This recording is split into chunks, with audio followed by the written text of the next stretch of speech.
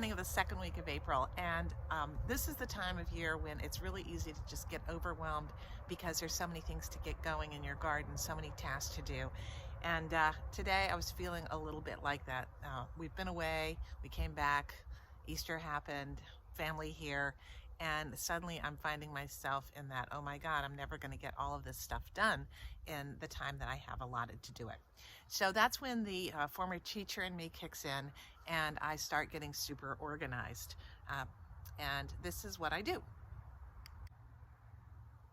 The very first thing I do is I get myself a good cup of tea. The second thing I do is get a good old school pen and paper out, and a couple of pieces of paper. First thing I just do is just brainstorm and put everything down on the paper that needs to be done in no particular order.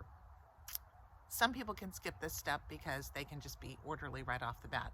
I'm a random thinker and things just tend to pop into my mind. So I just put it all down on the paper. The next thing I do is I then get another piece of paper and I put categories. And you can see I have here categories of what things that need to be done.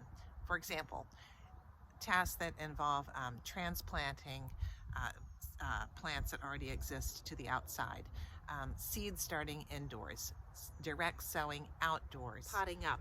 I also put on the sheet tasks that are big, which I call big job, big tasks, and also a category of things that I need to buy.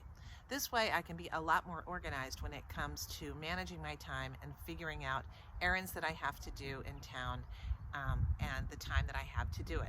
I can also look at the weather forecast ahead of time and think, all right, this is a good rainy day task, this is a good day, this is a good task to do on a day that's cooler. I use a little bit of color coding just to help things pop out, and I circle the days that things have to be done just so that I can really begin to pull that information out easily.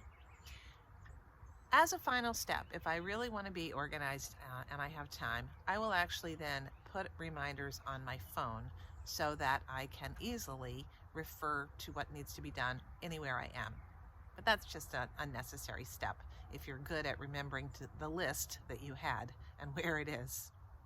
I'm notorious for leaving my list on the dining room table before I go to the grocery store. So I hope this helps you not feel overwhelmed. And I'll do this again just to as we move through the season if it's helpful. This week is going to be all about planting things outdoors, direct sowing some things outdoors early, potting up, and I've got a few things I've got to buy.